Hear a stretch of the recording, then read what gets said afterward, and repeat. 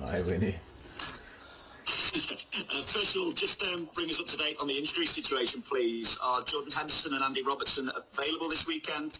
Is Sadio Mane fully fit? And is Fabinho available as well, because we didn't see him at training last night?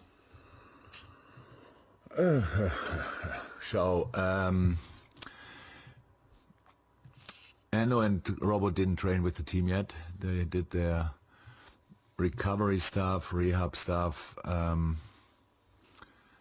and yeah, didn't train with the team yet.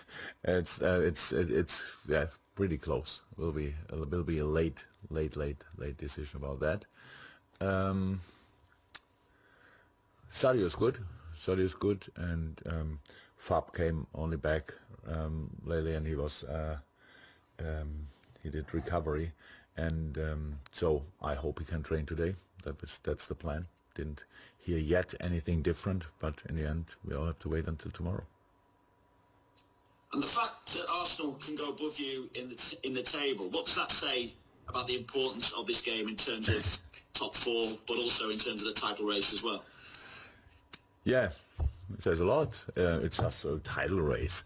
It's a bit early for that, but yeah, to stay up there, we all know we need to stay in front of Arsenal, to stay in and around the top of the league. You need results, and we didn't have enough good results in the last few weeks. That's why the situation is like it is. And yes, we lost at West Ham.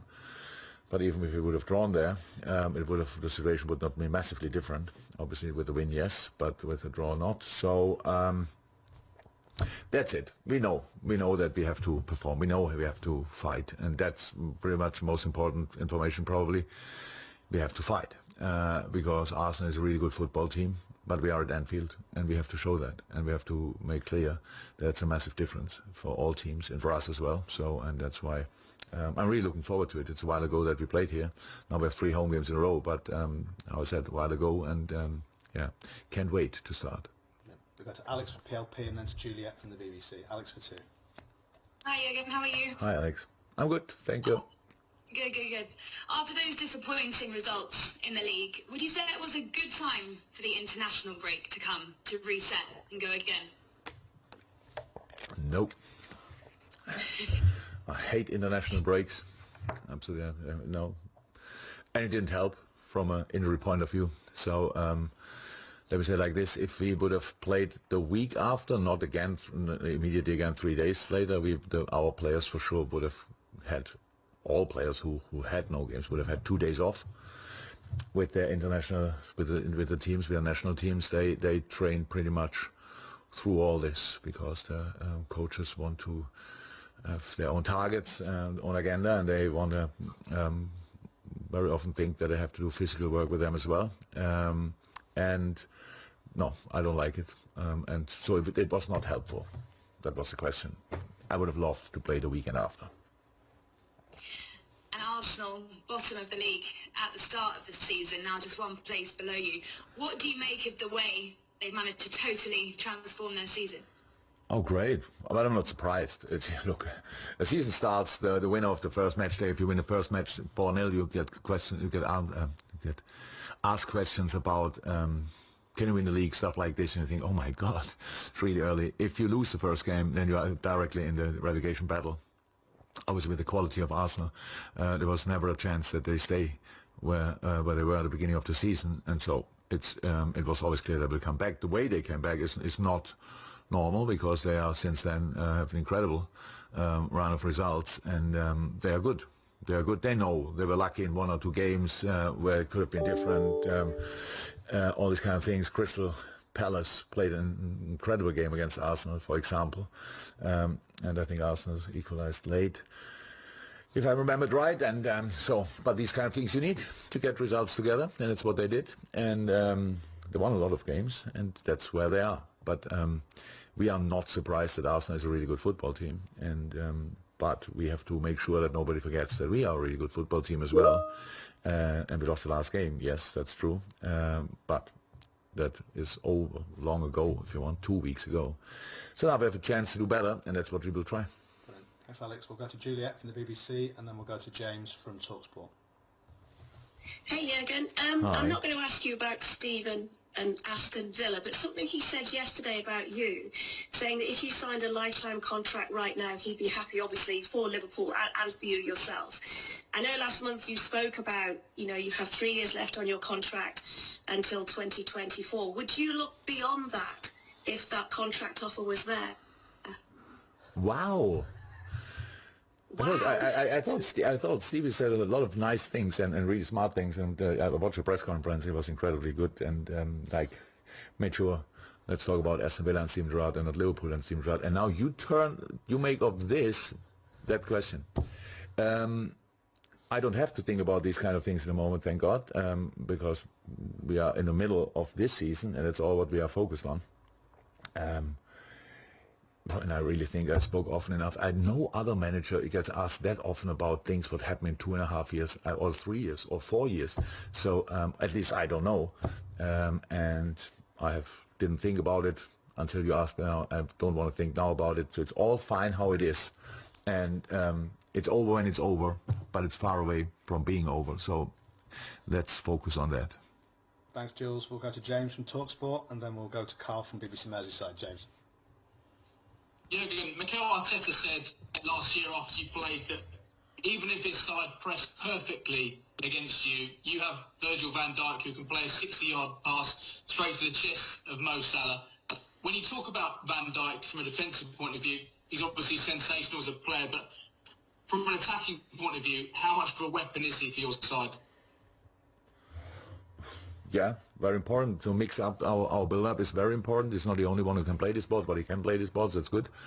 I think the boys, our centre-halves, improved in the last few years a lot in all the build-up situations, and they very often are the first ones who get the ball from the goalkeeper, so it means that's an important role. They don't have to play the final pass, but they can play whatever, the second last or third last or whatever. So that's how it is. And the main thing about these kind of things is if you mix it up, we feel that very often ourselves. It makes it just more difficult for the opposite team to adapt to it, because you think you have an idea for this pass, you have an idea for that pass, you can close the center, you close the gaps, all these kind of things, and then they play over your head. Many teams do that with us constantly, and so we thought years ago we should try that as well. And yes, it's Virgil is a really good player, and I'm really happy that we have him. And yes, he has plenty of strength, and hopefully he can show them all on Saturday. If I can just ask you about Steven Gerrard, he said yesterday that you'd exchanged a few messages before the game. What messages did you send him ahead of his first game in charge at Aston Villa? No, not before the game. After he signed the contract, we exchanged messages. And there are messages, otherwise I would have posted them, which I don't do, because they are private. And he said one thing, and yes, that's true. I'm looking forward to meet him, that's true. I'm really happy for him, but what we write is completely fine if that stays private. Carl Woodward, BBC Merseyside for one, then Carl Markham from Press Association. Then we need the hands up for the breakout section, please. Hi, Jürgen. Hi. Nico Williams, he played really well for Wales in the international break at left back as well. He's shown his versatility. How much has he improved? And with all the games coming up, is he going to get more game time today? Is he pushing for that for a start? He's pushing. He did it already at Preston, which is good. And Nico's a young player, and he plays at Liverpool, which is we are a pretty good football team. It's not that easy to get in the first team on his maybe natural position. I'm not sure if really right back is the natural position, but there's Trent Alexander-Arnold, and then if he couldn't play and Nico was not fit, then James Milner played there in an incredible way, to be honest. Yeah, but Nico, I saw images of his performances, and he did really well, especially offensively. Big chance against Belgium in the last minute or so. Yeah, no, it's all about pushing, and that's what he's doing. So he's not doing anything wrong, and then it's about opportunity coming up. And on the midfield, with injuries, you've used 9 different combinations. How difficult does it make it in both attacking and defending when it's not as settled as you would like as well? Yeah, it's not easy, but if it would be easy, our owners wouldn't be not pay that much money to sort all these problems. That's how it is. We have to deal with that. Would I wish to play always the same three? No, because we have too many games for that. But would it be cool to have the choice between 5, 6, and 7? Yes, that would be really cool. And would it be cool to have some training days together to have a look what works out in the best way? That would be cool as well. But we don't have neither nor, so we have to deal with our situation. And we had last year a really strange situation, a centre half position. This year it looks like we have a midfield disease, and we have to deal with that, and that's what we do. But there's no excuses for anything. We wanna win football games, and we have to find a solution for the specific game, and the next one is Arsenal. Okay, brilliant. Final questions in this section from Carl Markham, then we'll go to the people we've had the hands up from in the breakout. Carl. Hi Jürgen. Hi Carl. Just to go back to the Nico situation, he's played more minutes for Wales than he has for Liverpool, and the Wales boss said this week that those players that are not playing games, he would support them looking for regular football in January. Obviously he's thinking about his own position and what he can do for the Wales team. But do you think it's a possibility that the Nico might have to go out on loan somewhere, maybe to get some minutes in January? Is that something you've even thought about yet, or is this question holding on to players for the time being? We are really short of players. The last thing I'm thinking about in the moment is who could go on loan in the winter, and didn't think about that for in the Nico case. I can 100% understand that a colleague from Wales that he thinks it would make sense that they play, but they are nearly qualified, or they are in the what is it? They can qualify for the World Cup with a lot of players who are not first choice in their teams. So I think it makes absolute sense that Nico is here developing every day, and that's what he's doing. And to fight through the situation, that's what he's doing. Just going on loan, and you never know where he will end up. On not Nico, but in general a player. You have to, first and foremost, you have to make sure you fight where you are, because if you don't sort your problems where you are, you will carry them with you to the next club as well.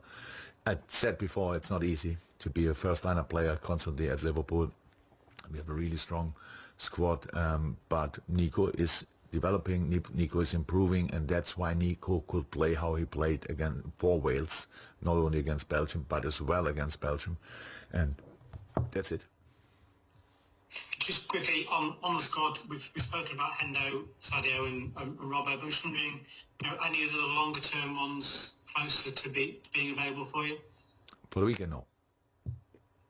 The closest are probably Millie and Naby. I think we explained already with Curtis. We have to, would not say day by day, but probably week by week until anybody gives us the green light, or him the green light. Harvey is doing really well, but there's still some time in between now and the moment when he can start again for us. And Joe, yeah, doing well, but needs time. Bobby, doing well, needs time.